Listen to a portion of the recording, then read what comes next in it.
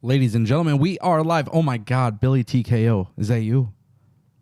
Dude, that's me. What's up, brother? He's here, guys. Ladies and gentlemen, it is Tuesday, August 12th, 2025. And you're starting to agitate me. We had to bring that back. Billy TKO is back on the show. And shout out to everybody here joining us. We are live on YouTube and X. I need everybody to do me a massive favor today, though. I need you guys to show some damn love in the chat and in the channel. Billy is here. I'm here. We're back to doing what we are best at doing, which is bickering about wrestling. And boy, I feel like today is going to be crazy because I told Billy before we went live, I said, I'm pissed off. I said, Billy, I'm pissed off. I got a lot of shit to talk about. There is a lot of shit bothering me. And I know you guys don't typically expect that from me because I am typically calm and cool. And, you know, that's just the way it is. So, Billy TKO back on the channel, ladies and gentlemen. Let's bring it back for Billy. Shout out to Billy. Billy. What is going on, my friend? What you been up to, bro? Nothing, brother. Working as hard as I possibly can. You know, for everybody who's not subscribed, you should probably go and do that. It's Billy TKO. Just gotta point myself out, gotta shout myself out. Everybody go subscribe because we are working over on the channel, man. That's really what we have been doing. I've been keeping up with everything that you are doing, sir, and I love everything that you're doing, and I've missed it here. I miss my people here. I hope all the people here are doing well. But to answer your question very quickly, I am most certainly doing good. That's what I love to hear. And today we are talking about Raw. We're just going to talk about a whole bunch of other stuff. And before I could even talk about Raw, there was something that's been floating around on Twitter, Billy, that just like really pissed me off. So is it starting to agitate you? It is actually starting to agitate me. I'm not even going to lie. It was crazy. Because, you know, we live in the world of social media and you're in the same business as I am where we talk about stuff. And, of course, people want views and people want engagement and people want all these things. For sure. But for sure. I don't know. Perhaps maybe you have.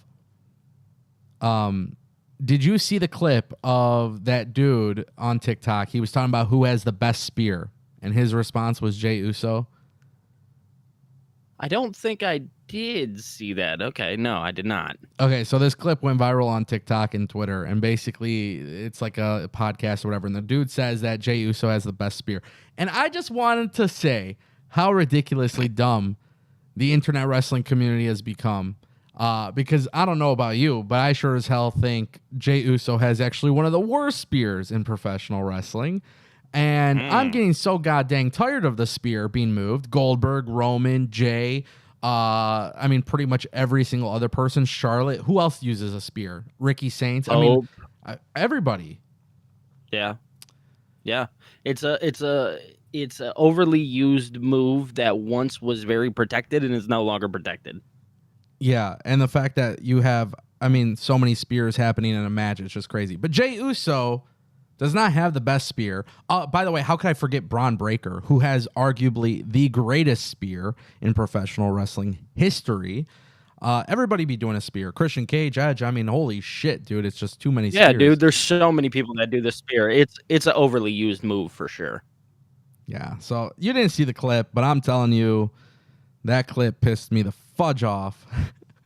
Well, I thought you were going to go in because we actually had a clip together that went viral talking about, you know, the greatest spear of all time. I thought that's where this was leading to. No. Braun Breaker, in my opinion, still has the greatest spear. For sure. Yeah, we can agree on that. Yeah. Guys, I had to start off the show with that because I saw this clip, and I swear when I saw this clip, I was like genuinely upset. Like, I don't know what it was about it, but I feel like people are at this point are just making like rage bait content, and that's the kind of realm that we're going into. Dude. Yeah, I mean, people will make content strictly just to make content and say things just to say them. Yeah. It's how it works. It's how it works, brother. Crazy. You know what's crazy? WWE Raw was last night. Yeah. What'd you think overall of the show? You know, overall the show I thought was really good. I like the opening with CM Punk, LA Knight, Braun Breaker, and Bronson Reed. And I must say, Braun Breaker may indeed be the funniest character on television. Yeah. And I really wanted to point that out there. The reason why I think Braun Breaker is actually the funniest character on television, he had that moment with CM Punk where he was yelling at him and he's like, "You're 47." Looks at LA Knight. He says, "You're 40." And then he said, "Combined, you guys are like 100." And that's Steiner math if I've ever heard it. And he sounded just like Scott, his uncle. Yeah. And I love that. And I don't know, something about that always makes me feel really good. And I know these moments aren't necessarily the most important moments of the TV show, but I do think that they add substance to the TV show. And I feel like they're very wanted in times like these. Yeah. So I think that actually, as weird as this sounds, it actually elevated my thought process on how I viewed the show. I know that sounds crazy because we shouldn't be like making like a tier list or anything like off of just one little segment that really in hindsight is actually nothing. To me, it elevated the show for me, and that's just my personal opinion because I love the entertainment side. That's why I watch pro wrestling. I know that sounds crazy to everybody, like, oh my God, you watch it for the entertainment? Yes, I do. I watch it for the entertainment, and with that one little piece, I was very much entertained.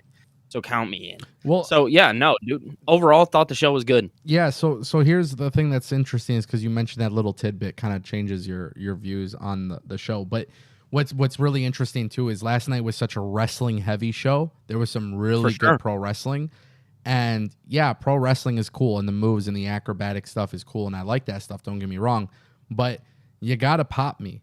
You got to make me feel a little popped a little bit. You got to get me feeling a certain way. And I think what's so interesting about that moment, Braun Breaker is really coming into his own. Like it's different when you, and I definitely want you to chime in on this for sure, but like Braun Breaker is clearly the breakout star, but it's not that we're identifying this now, right? We knew this in NXT 2.0 when Braun Breaker came in.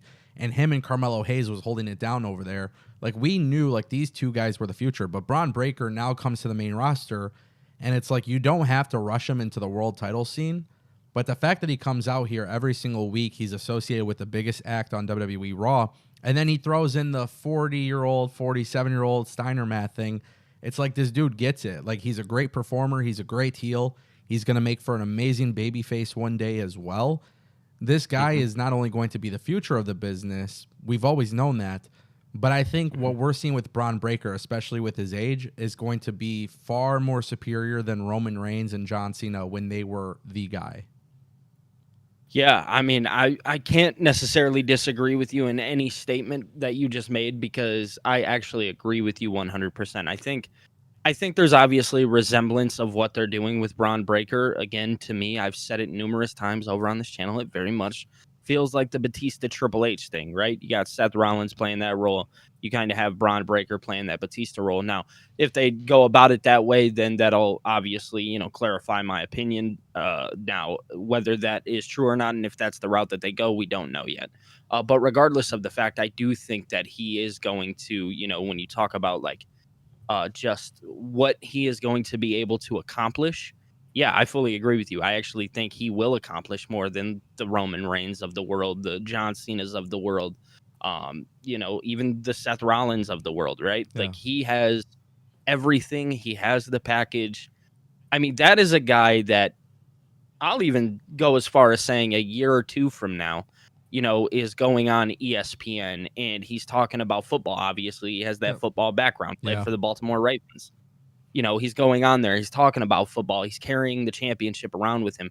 Here in about a year or two, you're going to be seeing that guy as the new face of the company, and you're really going to start to see him thrive that much more. And it really helps that they placed him in a very prominent role very early on. It's important to do that because it's important to put a face to a name, and that's what the WWE is doing to the audience right now, is they're giving a face to the name. Braun Breaker is everything that you want in a WWE superstar, and people are going to see that here very, very soon if you haven't already. So that kind of like makes me wonder just a little bit because in the chat, so shout out to the chat, I love you guys. Multiple people have made mention that like he doesn't have the Steiner name. So then I kind of like wonder, does that even matter at this point? Like, I think Braun Breaker, when the name first happened, like when it was first revealed, because at first we all thought it was going to be Rex Steiner. But now I'm so used to calling him Braun Breaker to the point where I don't think I could ever even call him a Steiner. It's crazy. Like Braun Breaker has kind of become his own identity. Am I crazy? Like, am I tripping? I don't know. You could kind of tell me, but I feel like in a weird way, like the name Braun Breaker is just ultimately stuck with him. And the way that he's kind of been pushed and the way that he's kind of in front of us and the way he comes out and does everything, I don't even think the name matters. Like, I think the Braun Breaker name forever is just going to be massive. Yeah, no, bro. I definitely don't think that they need to use the Steiner name for Braun Breaker, and I solely think it is because they've done everything in their power to make sure that he is obviously associated with the Steiners. Right? They have given you hint after hint after hint after hint. In fact, they even had him induct Scott Steiner and Rick Steiner, correct? Yeah. Did he induct both of them? Yeah, he inducted both of them into the Hall of Fame. If you don't know by now that he is a Steiner, I mean, I hate to break it to you, that's your fault. Yeah. No, he doesn't need the Steiner name. They've done everything in their power to make sure that you know 100% that, hey, he's related to Scott, he's related to Rick. This is, who he is. And I actually like it better because I think it's so much more. And I can imagine for him too. It's that much more promising as a person that you don't have to have that last name, right? You don't have to have that weight on your shoulder, because I know people will be like, oh, well, it's not really that big of a deal if he had the Steiner last name. No, essentially it could be. Yeah. It really could be. It could affect him in the long run. So I think allowing him to be his own person is the best bet, and I think WWE has really played that one smart. They obviously see the potential in him. Truth be told, I see a world where we're talking about Braun Breaker being bigger than both Scott and Rick. Oh, clearly, yeah. No, bro, it's not a hot take. I literally just said he's going to be bigger than John Cena and Roman Reigns. Yeah, I mean, there's a world where this guy is on top of the mountaintop. Yeah, I just know, there's people who watch WCW and things like that, and they may take that a certain way and be like, oh my God, he'll never be better than Scott and Rick. And it's like, agree to disagree. Yeah. Yeah, that's my thoughts on it. Interesting. Yeah, I get it. I was just adjusting the lights, which was pretty cool. So now I got blue. Ooh, you got blue lights now. Where's your LED lights? Oh, we're gonna talk about that. We could talk about it. We'll talk about it real fast. I'll just make quick mention of it. I moved in with my girlfriend. Nice, dude. So we're. Someone said I'm wearing my undies. No, I'm wearing literally just shorts. That's funny. No, dude, I moved in with my girlfriend, and I'm gonna be building a shed. Actually, so it's not actually a shed, but it's like we're working on something. They'll see what they see. Yeah. Okay, cool. Yeah, dope. Hey, shout out to Darth Bane, by the way. Darth Bane's extended his membership for 11 months. He says, can't wait to see what happens with Bayley, which I think is a really cool talking point. Because some people right now on WWE Raw, they just kind of out the gate, they're looking, pretty, they're looking pretty good, right? They get called up, they're getting pushed, whatever. Then you have people who have been on the roster for a long time that I feel like they kind of need a character change of some kind. And I feel like with Bayley, it's been interesting to see what that change might be because they've kind of teased some things in the past. But yesterday was the biggest and most evidence that we have received that they are doing some sort of change with Bayley, which we know is some sort of psychotic character of some sort. Like we're getting Crash Out Bayley very soon. They aired this vignette. She's talking. It looks like she's tripping out. Then they do the infamous like Bray Wyatt effect, which like at the end of a vignette, it's got like the echoes and the reverb and the little haunted laugh thing. Well, that's kind of what we got with Bayley. I don't think we're getting a dark version of Bayley. I think we're just getting more of a crazy psychotic version of Bayley. Yeah. What's your thoughts on the vignette? Yeah, I loved it. I don't know, something about spooky in pro wrestling for me works, right? and I know, you just said like, oh, I don't think it'll be like a spooky character. I don't necessarily either, but I love like a good crash out story. You know what I'm saying? Who doesn't enjoy a good like, oh my God, pity me, I'm crashing out, I've had enough. Who doesn't enjoy a story like that? I know I always have. So the Bailey situation, I thought was actually very, very cool. In some ways, I remember just a couple weeks ago when she was backstage, and you really started to like see the first hint of this. I definitely thought they were going to kind of go the Baron Corbin direction with this. If you remember, the Baron Corbin. Yes. I definitely Yeah. I definitely thought that was the direction that WWE was going to head in. But after seeing last night, I'm like, no, she's actually going to like psychologically lose her mind, and she's not going to know what to do because, and it's not something that I think is going to happen next week or the week after. Like this is going to be a long drawn out thing. You have to get her to that point. And Lyra was just kind of like the first kind of step because she realized that she messed up with the Lyra situation. Lyra walking away from her and being like, I don't want anything to do with you. That like clicks something in her head. So everybody's like, oh, is Bayley going to turn heel? Is she going to do this? I don't know if it's going to be either. In fact, everything that I believe that's going to happen to her is going to be logical. Now, do I think that her character is going to drastically change and she's not the happy-go-lucky Bayley that we all know? Absolutely. I think she's going to be more sad. I think she's going to be more depressed. I think you're going to start to see her like shaking her head, like smashing her hand, on her head and stuff like that. That's very long drawn out, but I'm a big fan of it, man. Yeah, I want to see how they do it. So do I, because it is very interesting, and I think there's like just so many different ways that you can take this. You know what I mean? Yeah. I think what's fascinating though is there are definitely characters in WWE right now who need a significant change, and Bayley was one of them. And it's funny too because I really want to get your opinion on this because the IWC is very late to the things that me and you talk about. So for example, there has been a very unique conversation on social media. Mm-hmm. Sami Zayn is one name that gets brought up. So for example, let me think of how I want to construct this sentence.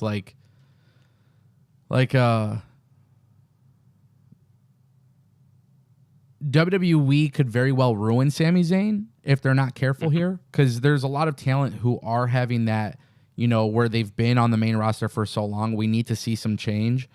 And I think, like we were just talking with Bayley, I think Sami Zayn's another person that needs a character change. But literally a long time ago, me and you had theorized the Sami Zayn heel turn and then becoming world champion. And we've basically been wrong about them turning him heel, but I think we are on the pathway for him to become a world champion. So I don't know what it is about Sami Zayn, but very oddly enough to me, I do feel as if like Sami Zayn needs a character change. I think Sami Zayn needs a character change more than most people, but it's so strange because right now all of a sudden people are turning on Sami Zayn. So a year ago when we theorized him becoming world champion and turning heel and we fantasy booked it, we got a lot of love on TikTok and YouTube. But what was crazy is they didn't do it. And now it looks like because he's going on this path to become world champion, I feel like this is one of those roles where it's not fit for him. He's not going to be a great world champion as a babyface. You cannot build Sami Zayn as an underdog babyface because now people are starting to get tired of him being a babyface. You know what I mean? So maybe I'm wrong. Maybe you have a different take, but I do feel like they have to be very careful here because this underdog story is not going to work the way they think it's going to work. Yeah, I mean, I do have a take for sure. It does kind of... This is a long shot, man. This really is, because it doesn't only involve Sami Zayn. So what's today's date? Today is August 12th, 2025, and I'm just gonna go ahead and put it on the record. I posted it on TikTok, so it's already out there. I definitely believe that this, and I understand we're talking about Sami Zayn. I do want to preface that. I'm a full believer that this Kerrion Cross thing is a work. I am in full belief right now that there is a much bigger story at play. And the bigger story to this is kind of leading back to that character change that we're talking about with Sami Zayn. My thought process and my idea in my head is that Kerrion Cross would return at the Royal Rumble. in 2026 in Riyadh. And in my eyes, what I would do is I would have Kerrion Cross cost Sami Zayn the 2026 Royal Rumble, and I would have Kerrion essentially win the whole thing. Obviously, right now, Kerrion is one of the people that people are going to be thriving for, and we're starting to see, kind of what's happening. They're taking the signs away. There's no real outcome necessarily yet to what is happening with Kerrion Cross. But truth is, in my eyes, I would do it just like that. And that would lead Sami Zayn down that path of like, oh my God, I can't get the big one done. I can't do it. And it would lead him into this crazy psychotic mindset that would ultimately lead him to, like, let's use Jey Uso, for instance, just start tripping on Jey Uso. You know what I mean? And you start to see the cracks within Sami Zayn. And then eventually, I think you could have him win the World Heavyweight Championship sometime next year. Because kind of like you just said, this underdog story, it's not going to connect, especially with everything that just happened with Kerrion Cross. And I think that's kind of where the disconnect came from. The problem that I have with your theory is that I don't think the demand for Kerrion Cross is at that level. But I would love it. Like, I love the theory and I love the idea, and I think everything about it is perfect. I just don't know if Kerrion Cross is at that level currently by watching WWE TV, honestly. So am I quickly good to argue this real fast? Quickly, bro, we have enough time. We could go live for 10 hours. I don't give a shit. All right, so let's do this then. So the reason why I would disagree with you when you say, like, the demand isn't that high for Kerrion Cross, I think that on TV, no, the demand probably isn't that high. But at some point, whether people like to believe it or not, I know Triple H has gone on record and, I don't care what the internet has to say. At some point, if the internet is talking about it enough, it will come to fruition, right? Like, it'll come back to life. I said it. I made a video the other day talking about how I think that they could easily, with Kerrion Cross, be creating like a very, very big deja vu moment where it's tough, right? Because the CM Punk thing was obviously such a big deal, but I think you recreate that if you've actually let Kerrion Cross walk away. Now, if people have ever listened to us talk on this live stream, if this has ever been a thing, right? If people have ever tuned in here, they would know that we've talked numerous times about WWE creating this for Kerrion Cross. They want you to want him more. They want to pull the signs away because I know just, Dave Meltzer came out with a report that they were compensating signs. They want to pull that away from you. They want to take everything that you love about Kerrion Cross away to ultimately make it a bigger deal. And I think the more it's being talked about, the more that's going to create the buzz, which is ultimately going to lead into those arenas, which ultimately leads to him coming back, returning, and like I said, in my eyes, having him win the Royal Rumble. That is my only disagreement with you. I just think that enough buzz can be created. Yeah, I'm sorry, dog. I think you lost me in the argument. You said you wanted to argue this, but you lost me in the argument when you mentioned the internet. Because I think right now what you really need to understand to make a valid argument for Kerrion Cross, which if you said this initially, I would have been like, okay, I'm on board. The crowd for a while now has been chanting, "We want Cross." Correct. And then yesterday we didn't see as much of that on Raw. That was the big thing. We didn't see that demand. But I don't care what the internet says because the internet turns on people regardless. The internet is fickle. The internet is the worst. For sure. Honest to God, like if you are looking for a place, like if you are looking for a place to be miserable and enjoy the misery of others, you go on Twitter, because, and this is why I really don't want WWE to listen to the fan base. I don't really want WWE to listen to the fan base that exists on the internet. And this is one of the things I've said for 6 years. I don't want AEW and TNA and all these other companies to do. The internet is not a very fair place when it comes to the way they judge wrestling, especially in the world of professional wrestling where everything is grifting and everything. Like, everything is so, it's just so fake. It's very hard for me to say, hey, even the Kerrion Cross slander that we see on Twitter right now, I don't even think is legitimate.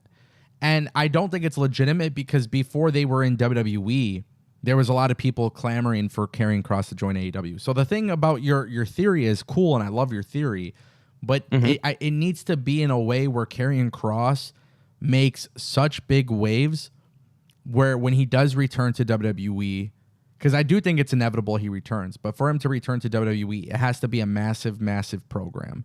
And it has to be because the fans want it in attendance. Now, WWE has to be careful with this, because if they wait until next year Royal Rumble and Kerrion Cross, let's say, goes to TNA and AAA and NWA and some of these smaller companies in the meantime, you know, what kind of value is he really bringing to the table at that point? I do think to a certain degree the steam might wear off, which is why I hate this WWE method of not re-signing him. You know, this whole story, like even if it's a storyline, you're trying to manufacture something.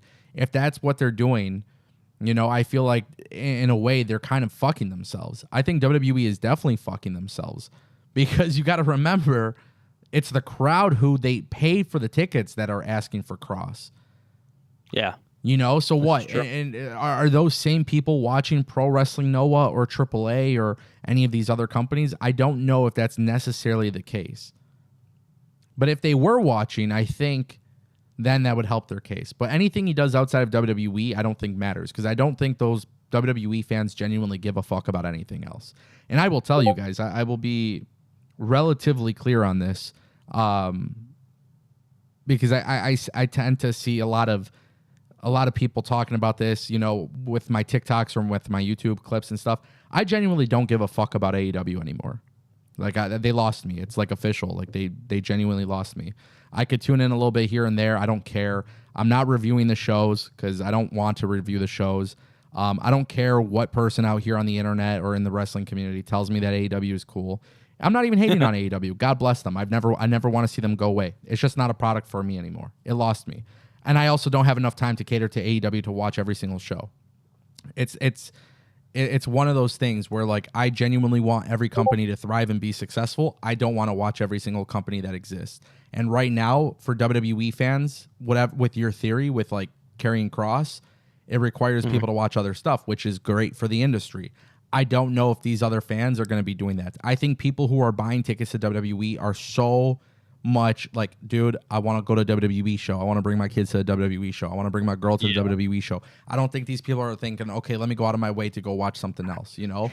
But somebody who's a hardcore fan, sure, they will. But I don't think WWE has that hardcore audience as much as people actually think. I do believe WWE is pricing out the hardcore fans. I think the hardcore fans are fucked. Sure. I think they're fucked. So it's just one of those things that I'm kind of bringing up with your argument. But I do love your theory. I think the Kerrion Cross theory is great, especially costing Sami Zayn. It's an amazing theory.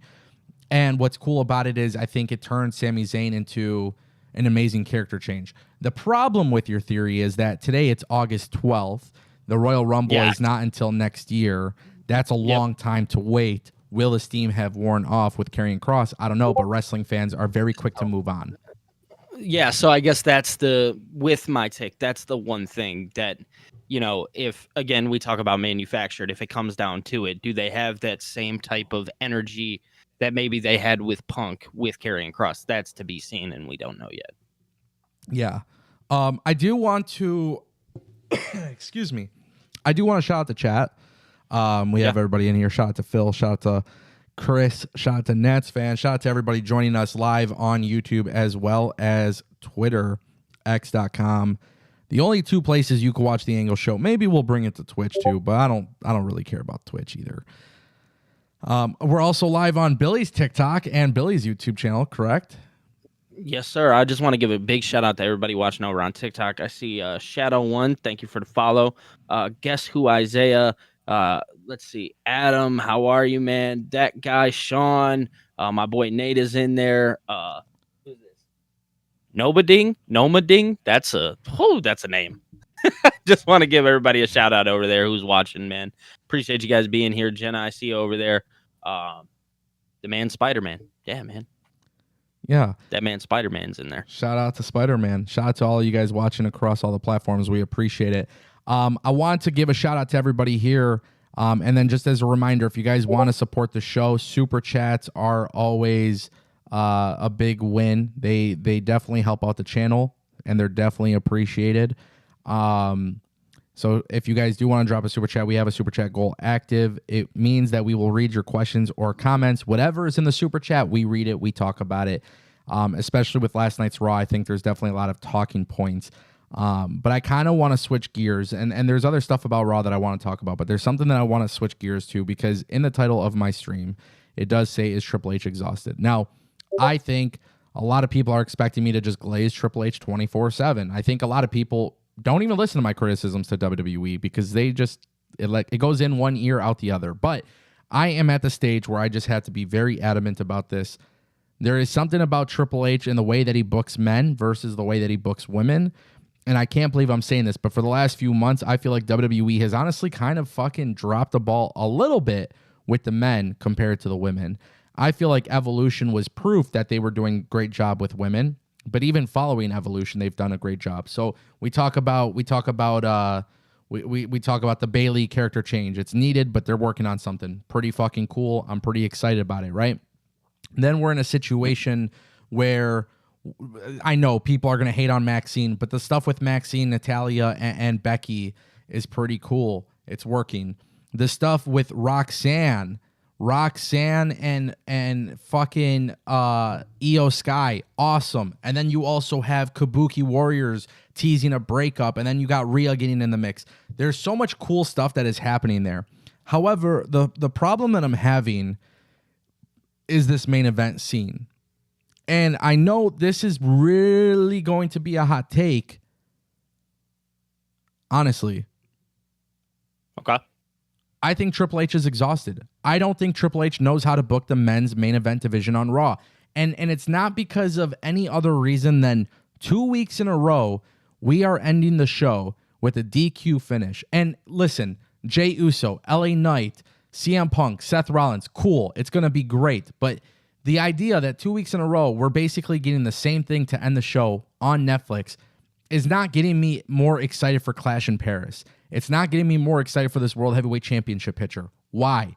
Because it's almost a given that Seth Rollins isn't dropping the belt.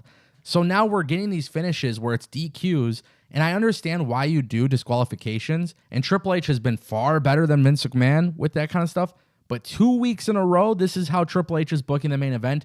We need to get a little bit more creative here. If you want me to be a fan of LA Knight, if you want me to be a fan of Jey Uso, if you want me to be a fan of CM Punk and these baby faces, right? Then why is this the direction that we're headed? Something is not working here, and I blame Triple H because Triple H should know better.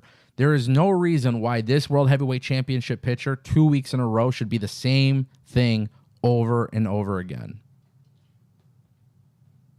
Okay, so no. This I don't even know if I want to say this and put this on record, but the truth is, this was always bound to happen, right? Yeah. When you go back and you look at Triple H when he ran NXT, we all saw that. We all knew how good it was, right? I think we can all remember Black and Gold NXT and say, "Oh my God, that was amazing." Which time period?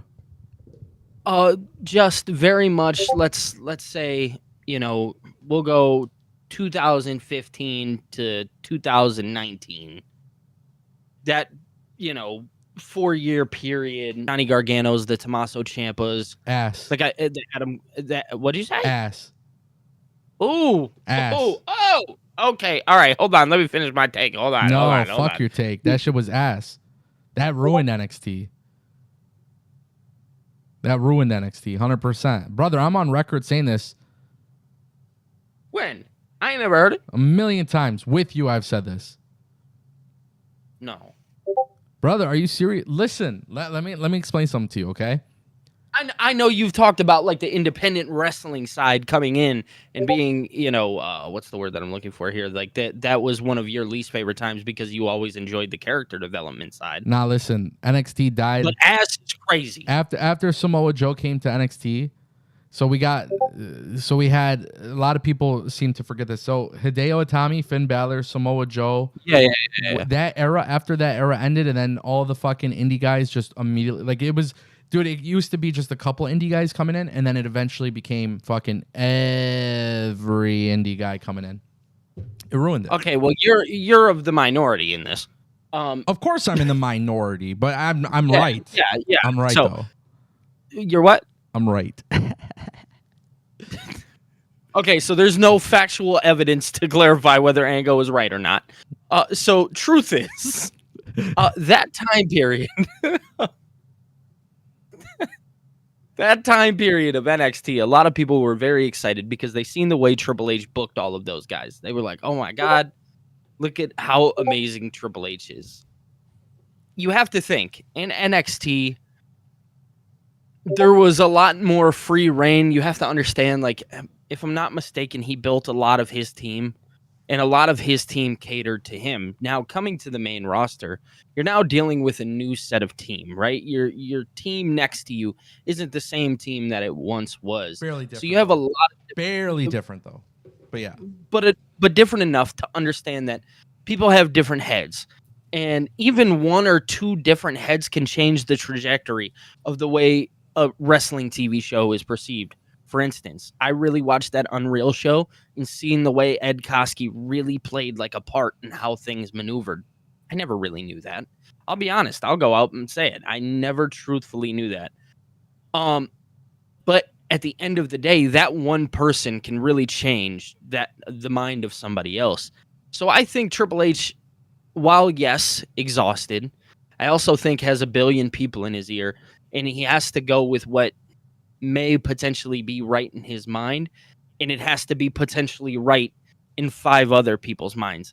Yes, he has the end of the day say, but the problem is if 1, 2, 3, 4, 5, and 6 give you end of the day say, then you have 1, 2, 3, 4, 5, and 6 different ideas that you have to bounce off of, and you're never going to know what one is actually correct or not. Yeah.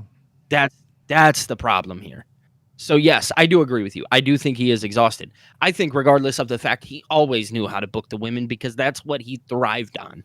I think what's really crazy, because you mentioned like the guy, like he had his team in NXT, right?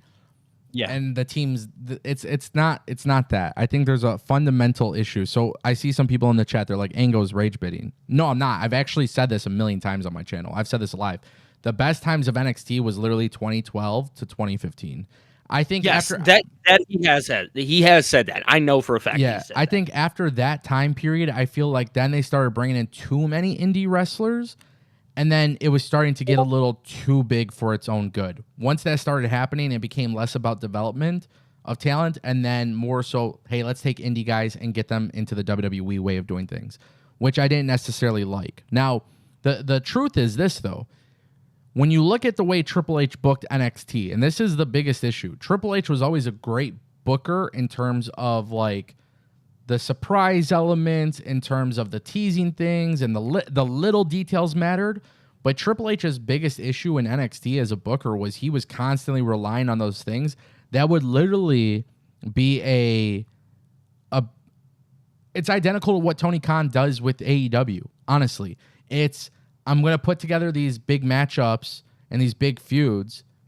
And then you have to remember in this particular situation, Triple H knew that NXT was for the hardcore audience that WWE didn't have on the main roster. So correct. My biggest thing about AEW is when you look at AEW, it was very much so of like, oh, you're basically just black and gold reincarnated. Because that's what was missing from WWE, especially when you look at NXT 2.0. WWE lost all their edge versus AEW with that. Like, that's 100% true.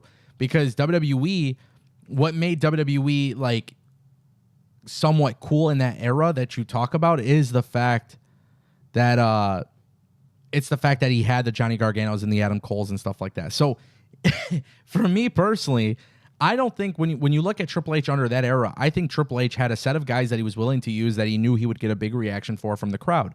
Now, in WWE's main roster, that doesn't work. The Johnny Garganos, the Tommaso Ciampas, the Adam Coles. Like, if Adam Cole was in AEW right now, or I'm sorry, if he wasn't in AEW right now and he was in WWE, he would be a nobody.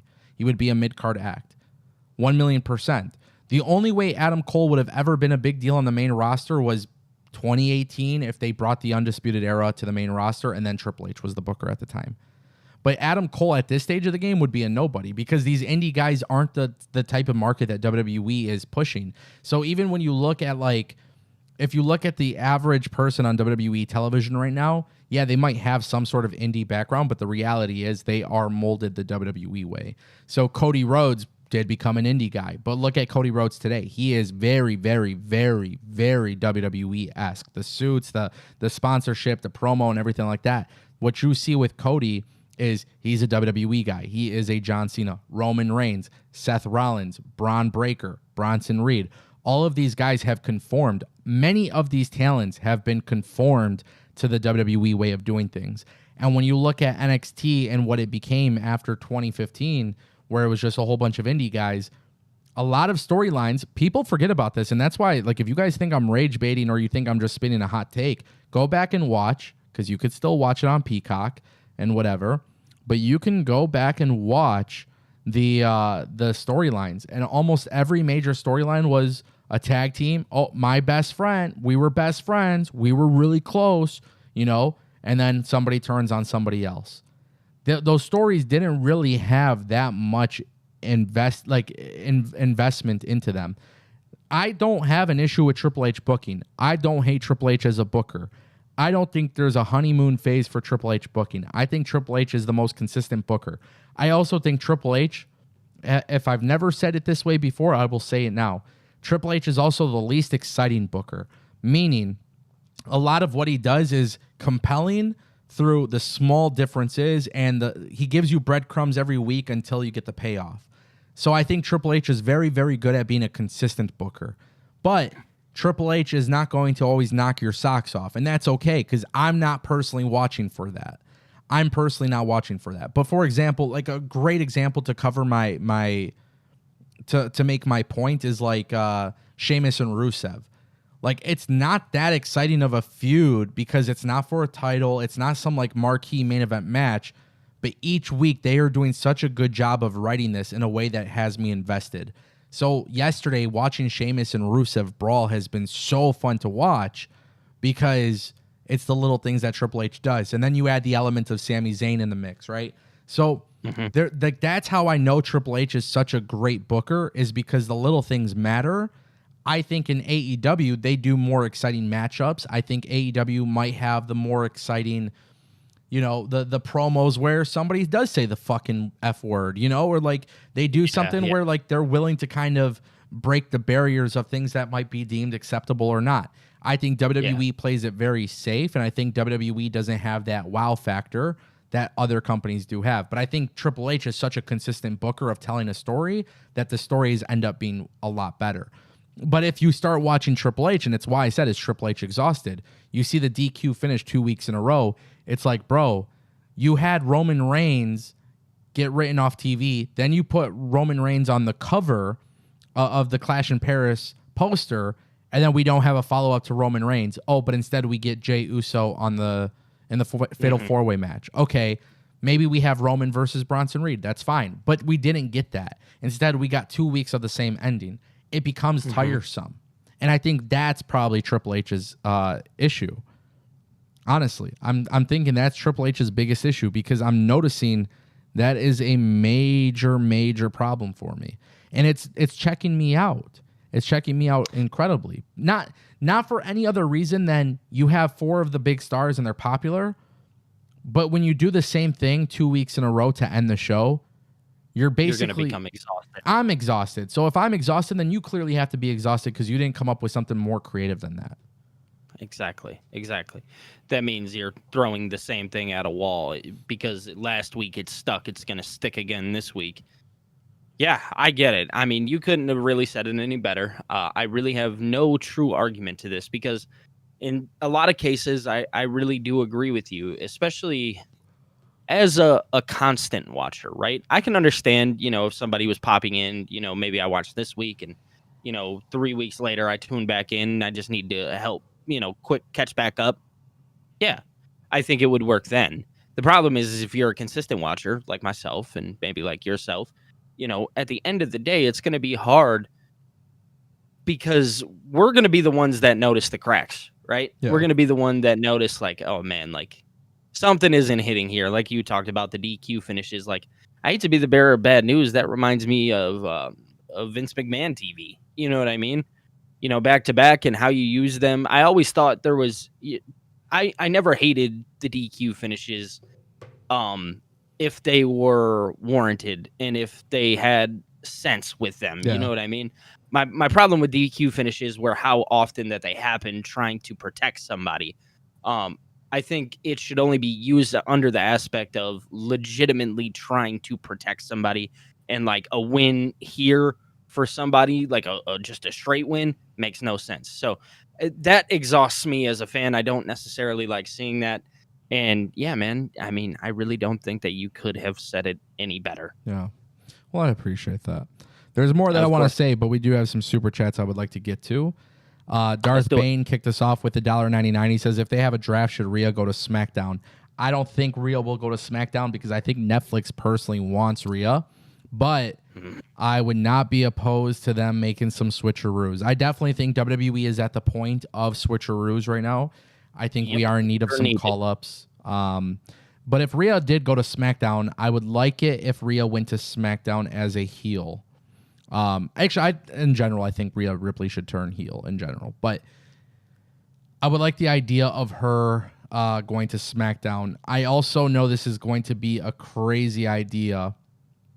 And I'm not going to go too in-depth in this today because I want to see how things play out with somebody else. But Damian Priest and Rhea Ripley obviously have history from the Judgment Day. I think they benefited a lot from their association as the Terror Twins, Oh, and it was awesome. It was, and I like what they're doing with both of them. I'm okay with what they're doing with both of them. I'm curious if maybe somehow we could try to recreate that magic with a third member. And I have a weird fantasy booking on it. I will talk about it more in depth on another stream this week. There's somebody I'm watching out for on NXT, and I think I need a little bit more time before I start throwing out the name. But I'm gonna be paying attention to NXT tonight, and depending on what that person does today, I'll kind of talk about it maybe tomorrow. But I like the idea of them not reforming the Judgment Day, but something with Damian Priest and Rhea Ripley again. There's a reason for it. It'll make a lot more sense in the future. But I do think if Rhea went to SmackDown and Damian Priest stayed on SmackDown, and then this NXT call-up happened, I would be very cool about that. And this is where you get into fantasy booking. It's probably not going to happen, but it's a fun little theory. It's a fun little idea that can make sense. For sure.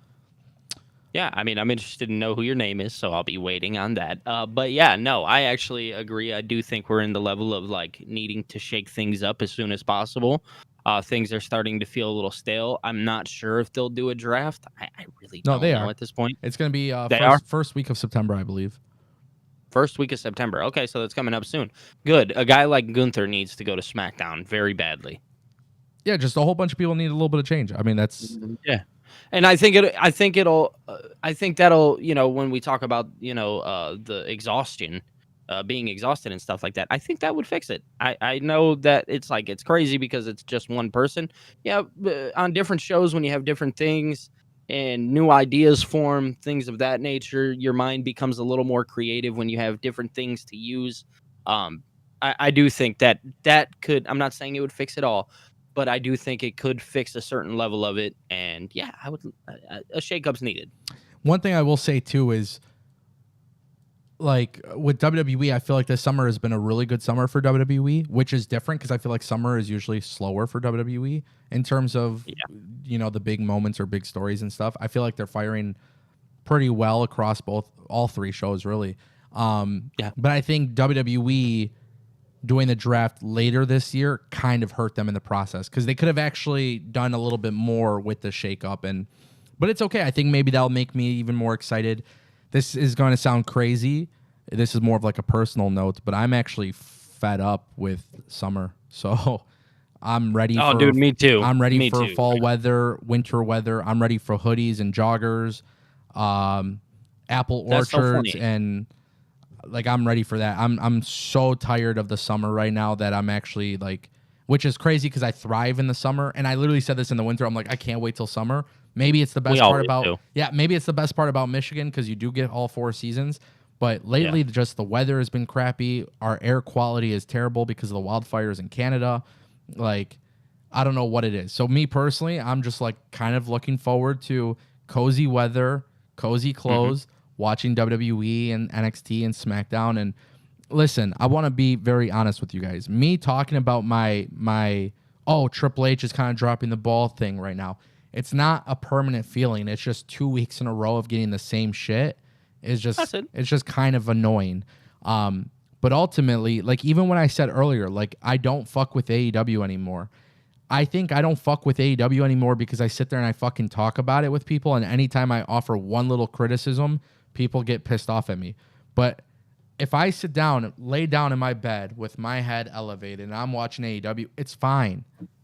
You know? If I have little critiques here and there, it doesn't fucking kill me. But AEW lost me because their audience is such a piece of shit that I can't even say anything negative at all. But I literally just said something negative about Triple H, and I don't have fucking people going after me in the chat like crazy. It's insane. But if I say, hey, you know, I didn't really like this from Tony Khan, or I didn't really like this from AEW, or hey, maybe this didn't make sense or whatever. It's like, dude, the whole fucking world burns. Like, you know. I get it. But once that fall weather comes, dude, what do you think, bro? I love wrestling and basketball and football. So what am I going to be doing? I'm going to be chilling, watching wrestling, basketball, and football. So yeah, I'm right there with you. I mean, I got the joggers on right now. I got the hoodie on right now. I'm prepared for fall weather, dude. I've been waiting on it. It's something I've been waiting for a long time. Very, very long time, man. I'm ready for it. I enjoyed the summer for what it was. Yeah. I'm an indoor person. I'll be honest with you. I always have been. Yeah. I liked outdoors, don't get me wrong, but I've always been like, let's just chill in the house. Let's relax. Yeah. That's the kind of person that I am. I can't help that. So. Yeah. Times have changed. As I get older, times have changed. But I want to address, Alex Williams says, we have to do this because you are tearing down AEW for no reason. Brother, I don't think you guys understand. So let me just like be pretty clear about this. Like, this is the truth, right? I talk about wrestling. I talk about what I like and don't like. If it's that big of a deal, you guys probably shouldn't be on the internet watching people talk about wrestling. My words do not hurt AEW in the slightest. My words do not hurt AEW in the slightest, and I don't want AEW to die. Like, that's just, by the way, that's just how it is. I'm pretty sure you literally said that. Yeah, no, I don't think people realize the tremendous business impact. Not only would it happen to the industry, but what it would happen to me and so many other people. I don't watch AEW to care enough about that. You know, like I personally, like I'm going to criticize, dude, I criticize every company all the time. If you guys want me to only talk positively about the shows, I can, and I don't mind. I swear to God, I could fake it till I make it. It's easy. It is so easy. A lot of your favorite content creators fake it till they make it. If you guys want me to do that, I will do that. I have no problem. I love AEW. I will start actually doing post shows on AEW and be like, wow, dude, I really love this match between this person I don't know anything about and blah, blah, blah. That's not fun for me, bro. I like to talk about what I watch, and I like to watch, you know. But here's the thing, right? Like what we have kind of come into with professional wrestling as a whole is that talking about WWE and me criticizing WWE has not given me any blowback on this live stream. Me criticizing AEW at any point in time for the most minute thing, I could literally just be like, man, I just really didn't care for, like, you know, Anthony Bowen's heel turn. And the next thing you know, it's like, holy shit, I just crucified somebody. Like, bro, what are we on about? It's not that deep, you know? Please do not put me on this pedestal. Please. It's annoying. Yeah. Shout out to Darth Bane for the super chat. Shout out to Cornell Bryant. He dropped a $9.99. He says, stop bringing up the black and gold era. That was like 20 years ago, bro. It's like when Vince fans bring up the Attitude Era. Hunter is bad now, and Rock needs to remove him from WrestleMania before WrestleMania 42 season. Okay. 1, Rock doesn't make that decision, just so that's clear. 2, Triple H, I don't want replaced. I think Billy mentioned something that was very interesting, the Ed Koskey on WWE Unreal. Just like you, I mean, I knew he worked for WWE, and I knew he was a contributor. I don't know much about him on, like, any sort of level. I don't think many people do. But I wouldn't want Triple H gone, just like I wouldn't want TK gone. In fact, if people have actually paid attention to our show, I don't want Tony Khan not booking AEW. I want Tony Khan being the only guy booking AEW. I don't want Tony Khan having a whole bunch of voices in his head. I think Triple H also probably doesn't benefit from having that many voices in his head, because then you'll have somebody like Ed Koskey pitching the 30th entrant in the Royal Rumble, fucking winning the match without removing anybody from the Royal Rumble. So I think... Yeah, it's just getting thrown BS pitches and all these different things that really affects somebody. I hate to break it to you guys. It really does. When you have 1,000 voices in your head, you're never going to know where to turn. Yeah. Cornell followed up. He says, if Rock doesn't have that power, then why do you blame him for everything? Why do you all blame him for everything? No, what I blame The Rock for. Rock is just a board member, bro. That's nothing. Like, yeah, he has a little bit of power, but he's not. Listen. I was about to say, did we blame The Rock for the way that the John Cena thing happened? Yeah, for sure. But whose fault is that? The Rock's. Exactly. That fell on The Rock. If we can find anywhere that we blame The Rock for anything else, I don't blame anybody but Triple H or Tony Khan for their creative. Whoever else is making the decisions with them, that's then that falls on Triple H, because he's the chief creative officer. So like, but no, I don't think Triple H is a bad booker. I think Triple H and Tony Khan are actually both really strong bookers. I'll tell you guys this much too. Wrestling has never been better from a creative standpoint. I don't care what anybody says. This is like, even with me not even being the biggest fan of AEW these days, I will gladly stand on this hill. I will die on this hill. I think creatively, Triple H, Tony Khan, Shawn Michaels, and Carlos Silva in TNA, all of these guys right now are firing off some of the best wrestling content ever of all time. I genuinely believe it. I see some people in the chat, they're like, 2025 wrestling is stale. No, I think creatively, the matchups that you're getting, just in general, I don't think it's ever been more fun to watch wrestling ever in my life. I'm 31, bro. I like Attitude Era, in my opinion, going back, like, okay, as a kid watching it, I was 6 years old, bro. Watching it, fuck what I actually understood or didn't understand, right? But go back and watch it, it's fucking DQs all the time. It is literally garbage booking. The only thing that was good was the main events. That's it. WCW, I was a WCW fan back in the day, but go back and watch WCW and it sucks. Like, the only thing as a young kid, teenager, that I watched wrestling, like Ruthless Aggression Era, was okay. It was good. I'll say that.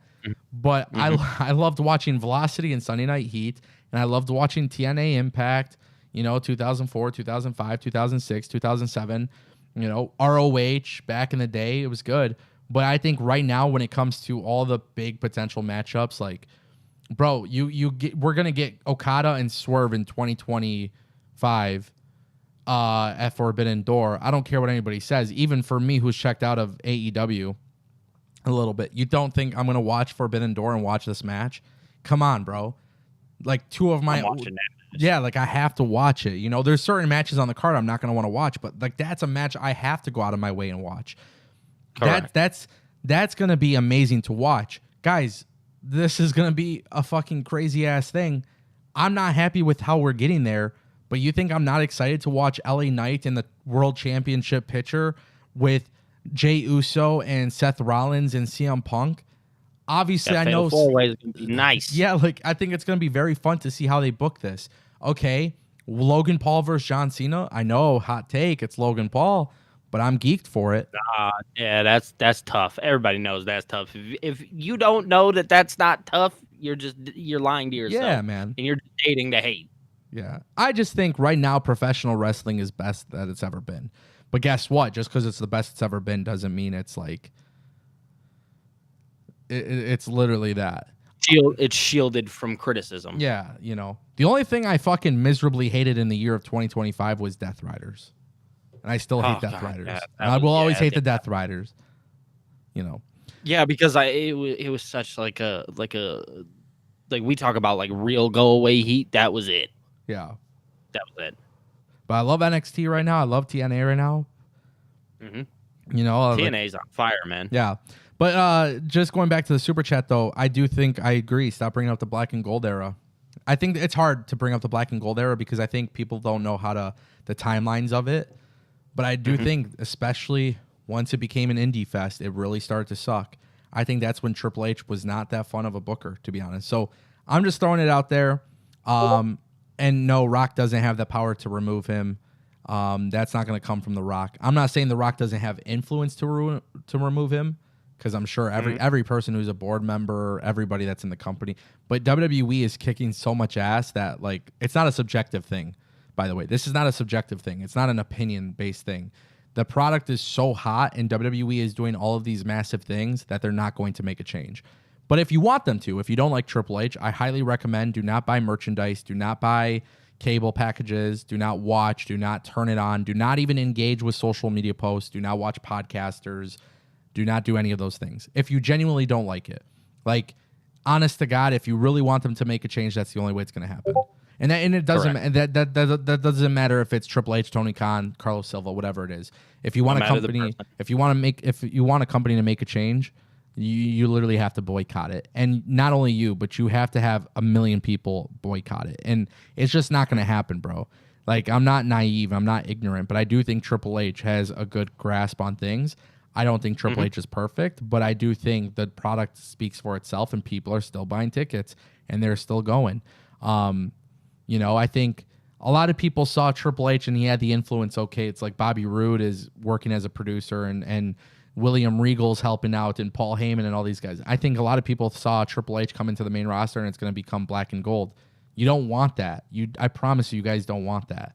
But that's what makes this such a beautiful thing overall, is like wrestling right now is at the stage where things are good. And even with my criticisms towards AEW creatively, look at AEW bouncing back. All In was a success. Forbidden Door is going to have the 3rd highest gate in North of America. Those are great things. So I credit Tony Khan for that, because I feel like Tony Khan's really taking the wheel. But it falls on Tony Khan. It falls on Triple H. It falls on Carlos Silva. Ed Koskey, Bryan Danielson, Jerry Lynn, Tommy Dreamer, Delirious, any person who's influencing WWE and AEW and TNA from behind the scenes, it's not their job at the end of the day. It falls on Carlos Silva, it falls on Tony Khan, and it falls on Triple H. But shout out to Cornell Bryan for the super chat. Thank you. What were we going to say, Billy? Oh, no, I was just absolutely. Yeah. Sharon Dye dropped a $1.99 super chat. She says, Billy, I have been getting any notifications. I think she means she hasn't been getting. Yeah. No, yesterday I did not upload. That's why my power went out. It's the damn Michigan weather, my boy. Yeah, man. There was a bad storm. I'm not sure if you got it, but I did. So we got it for like 15 minutes. Yeah, that's how long it was here. It was 15 minutes, knocked out my power. Yeah. I was like, how awesome is that? I love it. How awesome is that? Yeah. Amazing. Right hand Cam dropping a $5 super chat. He says, for those people who are blaming Triple H for whatever reason are narrow-minded as hell. Yeah, I think what ends up happening is there's a lot of people who are... Listen, I'm going to say this. Okay. This is how I view it. This is like... I could defend Triple H for booking, but I have to criticize Triple H for booking. Triple H is the man in the position, just like Tony Khan's the man in the position. So when I criticize Tony Khan, because it feels like too many people are involved, right? At the end of the day, it's not those people that are involved. It is Tony Khan's decision as a leader. So whatever the issue is for Triple H, it's like, you're the leader. So you have to. You're the chief creative officer. You are taking the hit. And again, I'm just saying, I think Triple H in the last 2 weeks has kind of been lazy in the main event scene for the Raw ending. DQ finishes. I think it's lazy. I don't think it ends Raw. Like, I'm not pleased about it. Doesn't mean I'm pissed off or I think it sucks. I think it's lazy, and I think they need to get a little bit more creative with the way they end the show. Now, if it's not Triple H making that decision, and let's say it's Bruce Pritchard or fucking Michael Hayes or whoever it is, like, those people, they're going to get the blame, but guess what? It falls on Triple H because he's the one making those decisions. Exactly. It doesn't matter at the end of the day who really is making that final decision. At the end of the day, the person that we know at the forefront is Triple H, so Triple H has to take the brunt of that blame, because how could you allow something like this to happen? Yeah, and again, Triple H has the final say on it all too. So Exactly. definitely a big part of that. But For sure. Billy, you are sitting so odd. You look so funny on camera. Do I? Yeah, I think it's just because you're not centered at all. So you're like literally in the corner of the frame. How am I in? How am I now? You're not centered, but at least your shoulder is in the frame. Dude, it's funny. It's funny. Oh man. All right. That's cool. Shout out to Right Hand Cam for the $5 super chat. And Cam, hopefully what I'm saying makes sense, right? Like, it's just his job role. His job role is to make sure. And dude, we know he's not going to be perfect. We know Tony Khan's not going to be perfect. We know all these people aren't going to be perfect. It's important to note that. But it does fall on him because that's what he's getting paid for. So it's his. All right. You know, it's like Shawn Michaels is definitely not perfect as a booker, but Shawn Michaels has done such a great job for NXT. Honestly, in 2 years, I feel like NXT is the most consistent product on TV. It's, you know, it has its wow moments. It has its factors. I think Shawn Michaels' booking definitely takes a page out of Triple H's booking, but I think in certain ways he's allowed to be a little bit more risky with the talent he pushes. Hank and Tank were a perfect example, and sometimes it works. Yeah. But if it doesn't work and it was somebody else's idea, it doesn't matter whose idea it was. It's going to fall on Shawn Michaels. So it's just an accountability thing when you're in those positions. That's the big thing. And they need to be... I don't need to hold them accountable, bro. I just talk about wrestling on YouTube, but that's the point of that. Right. Agreed. But shout out to Right Hand Cam for the super chat. I appreciate it. We did get another one from DRecTube for $2. He says, much respect to you, the only one that stands on takes. I do, man. I do. I really do stand on takes. And the thing about it is because my lens of how I view wrestling is not supposed to be widely accepted or approved or any of that things, right? Like, it's me just believing what I like. And there's times where, like, I want to change one thing about the way I view wrestling, and that is not letting other people, which I tend to not in general, but I do notice where some other people will have influence on, like, okay, so for example, like I posted a TikTok, and there was something that I posted about with, let me find the TikTok actually, because that's going to be. Yeah, I think that's the best way to go about this. Is actually bringing up the TikTok, because I have an idea of what you're gonna say here. I really do. I don't think you will, but I mean, maybe we'll see though. We will 100% see. Somebody asked in my TikTok chat. They said, "Do you think Naomi is injured legit, or is it a play for something else?" I don't even believe WWE anymore because they be lying all the time. Yeah, facts. Yeah, I don't know. I think it may be false, and it's a play for something bigger because WWE just lies to your face, which is all the time. I'm okay with that. They're allowed to lie. They're allowed to lie. I've been, man. So I got lied to, just trick something in your mind. Yeah, I got a comment on my TikTok. What you see as a really good storyline is very different from mine.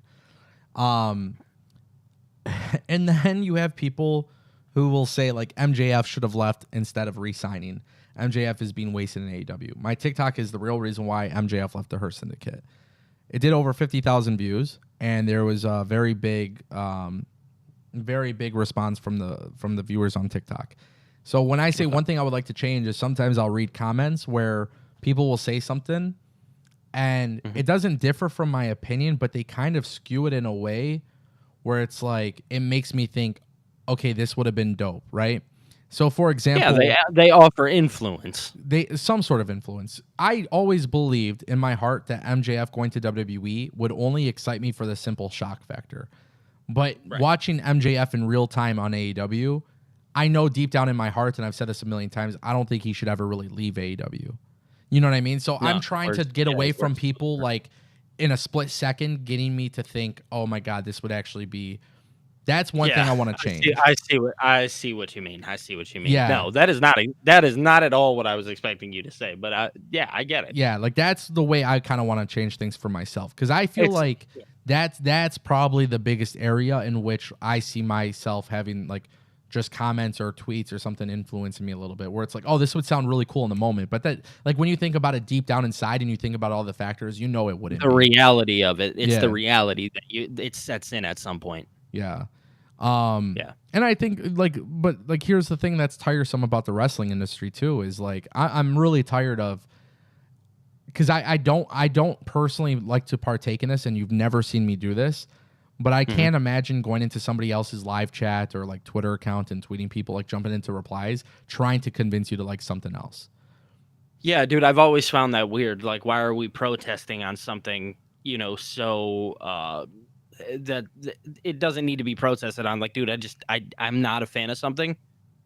I don't need, and nor am I asking for my mind to be changed. Yeah. We come on here and we do this and we talk about pro wrestling. I don't think we've ever once asked people to change their mind on something. I don't think that's ever happened. Yeah. Because that's just a funky thing to do. You know what I mean? Yeah. Like, that should never be in your mind when you're talking about anything. It's not even just pro wrestling. I know we just talk about pro wrestling, so it's easy to throw that narrative out there. But with anything, you shouldn't just be trying to change anybody's mind. Like, dude, at some point, people are stuck in their ways. They're stuck in their mind. You're not going to do it. And if you do, it's, one in the few. You know what I mean? Well, you can't get me to change my mind, because the reason why I even have a particular interest in something is because of me. I'm passionate about it. Yeah, so it's like, it's different. And that's why I think originally when AEW started, and I'll mention AEW here. Originally when AEW started, I was kind of, not to toot my own horn, but I don't think there was any content creator that pushed AEW like I did. That's how I found you, funny enough. Yeah, like I don't. When you were covering AEW. I don't think people understand, because I was covering AEW before the company even launched. Correct. And I was getting scoops on AEW. So I think very largely there was an amount of people who came to me because of AEW content. And when AEW was starting off, I was very excited. It's this new thing. Of course, I'm getting scoops. I'm in the loop with everything that's going down as it's about to go down. I'm talking about TV deals that are potentially going to happen before they even had any leaks about TV deals. And not to toot my own horn, but covering AEW initially really took me to another level with content. But even in the beginning stages when I would criticize it, the tribalism wasn't really there. The tribalism really took off more so during COVID in 2021. And then, of course, when WWE and AEW going head to head, obviously, the more that progressed. And then I think ultimately the tribalism fucking went crazy once Triple H took over power, because that happened at a time where AEW was going downhill and WWE started to really pick up. So I think once that tribalism really kicked in, it's like, guys, if you go back and watch those old videos, I'm not saying anything new, and I'm not even argumentative about it anymore. The purpose of why that's even being brought up is because of the fact that, like, I genuinely enjoyed AEW starting off, and in real time, people got to see that, like, I would talk about it, like, bro, if they keep doing this, I don't imagine myself being a big fan of this anymore. And so that's why it's so important to not let people's influence. And if you're letting people's influence, especially like podcasters, like, if Ango likes something, guys, I'm not God, bro. Like, I'm not a godly figure. Like, I'm not God. I'm not a superhero. I'm just a dude that watches wrestling and shares his opinions on it. And don't get me wrong. I think people watch, based off the idea of their fans of what is being said. That's where I think a lot of, people, especially when they go to like podcasters and stuff, I think that's where a lot of it turns to. Because even me personally, like, I have people that I'm a fan of that I'll go and watch, just say like, oh my God, like, yeah, I agree with that, or no, I disagree with that. But it's never, in a way to where I'm looking to get my opinion swayed. I don't often do that. That's not something that I'm often looking for. Kind of going back on what we said, I'm passionate about this. Yeah. I talk about this as it is. I don't need my opinion swayed. I agree with some things. I disagree with others. You know what I mean? Yeah. My opinion won't, and don't get me wrong, can my thought process be swayed? Absolutely. Sure. Right? That's fair, but my opinion on something never will. Yeah. Never will. It's based on the fundamentals. And that's why, like, even talking about Raw, like, it really bothered me about the DQ finishes. But how many times have I complained on the Ango Show Live whenever I talk to, bro, Vince McMahon, go back and watch. All he did was fucking DQs. Why did all he do was DQs? Because they were trying to sell a pay-per-view. WWE doesn't have to sell a pay-per-view, bro. You don't need pay-per-view buys. You just need viewership. So it's like the DQs to end the show, it's a little deflating. You do it once in a while, no problem. You do it 2 weeks in a row, 3 weeks in a row, like, bro, now it's becoming an issue where it's like, all right, that's kind of a sour way to end it. I'm not sitting here being like, I've seen this before. Yeah, it's like, at that point, it just kind of feels like, I didn't really need to watch that ending segment, which is so sad because I thought Raw was excellent. Like, I think, bro, Io Sky and Roxanne Perez, holy shit, what a fun match. And then the thing is, Io Sky hasn't been pinned. Like, she hasn't lost in a long time. And then Roxanne, well, hold on. Io hasn't been pinned in a long time. Roxanne gets the win. You got the Kabuki Warriors following up that story. I like it. You know, El Grande Americano, AJ Styles, Dominic Mysterio, like that tag team match was awesome. Awesome. Dragon Lee looks so good. They did the Dragon Lee like monkey flip into the turnbuckle, you know, off the turnbuckle into a freaking Styles clash. They had Dom put the little piece in his eyes. I love that. Yeah, so that was a really fun match. And I'm not gonna sit here and argue, oh, AJ Styles should be used better or not better or whatever. I think Dominic Mysterio walks out of Triple Mania with the Mega Championship. Dom Mysterio doesn't need to carry the IC title. Let's have Dom drop the belt to AJ Styles. Why? Because I really want John Cena to win the Intercontinental Championship. And that was another talking point that I want to have today. My theory is that before John Cena retires, he has to become Intercontinental Champion. He's never won the belt. Championship. Yeah, he's never won the belt. And in my opinion, you have Dom Mysterio drop the IC title to AJ Styles, and then Dom Mysterio wins the AAA Mega Championship. AJ wins the Intercontinental Championship. And then next thing you know, John Cena versus AJ Styles takes place at Crown Jewel in Australia or Survivor Series or something like that. You know, like that's the route I want to see WWE go. John Cena and AJ Styles has to happen before he retires. And for the Intercontinental Championship, it would be great. And then what's even more beautiful is you need to have a heel take the belt off of John Cena. Okay, John Cena, December retirement match. Who would be a great heel to retire him?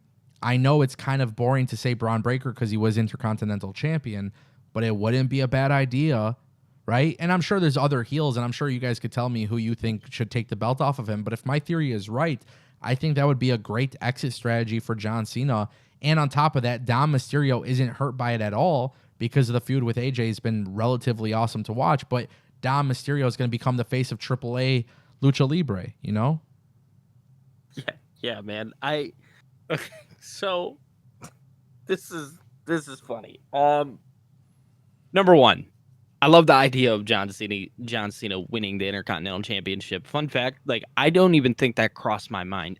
Considering how many dates he has left, it hasn't really crossed my mind to be like, oh man, like that would be really good. You know, John Cena, you know, just up and won the Intercontinental Championship. It does make sense considering he's never won it, Grand Slam Championship, all of that. But truth be told, if they did go that route, this may be, again, this is me just kind of throwing something at a wall, hoping it sticks, right? Yeah. Dude, let him turn it into a spinner one time. Let him change the Intercontinental Championship a little bit, and then you can bring it back, whatever. I just think for nostalgia purposes and things of that nature, let John Cena have some fun with that Intercontinental Championship for the time being that he does have it. Say he wins it in Perth, you know, in Australia, and then drops it in December. December, you bring back your title. You kind of the same way Cody Rhodes did with the Winged Eagle Championship. Let him come out there a couple times with it. You know what I mean? Let him flaunt it around. I don't know. That's just my personal take because that was the one title that John Cena never really had any grasp on. Obviously, the U.S. title, the WWE Championship. I know he didn't with the World Heavyweight Championship, but I think it would be a lot of fun. That's a hot take that's probably not going to happen. I'm aware.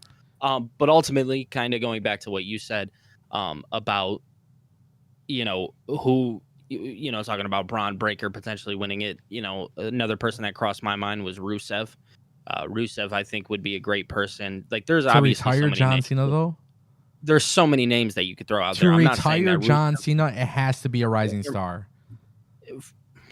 I think it will be a rising star. I'll tell you that. But to say Because here's the thing, like me and you, we understand that it should be a rising star, but if you go have a conversation with anybody else on the streets, they'll never say that. They'll never say that. Okay. Right? If you're talking to a casual fan, it'll never be that. So again, you have to ask yourself, who is this being booked for? We'll see. I think John Cena being John Cena, it will be a rising star.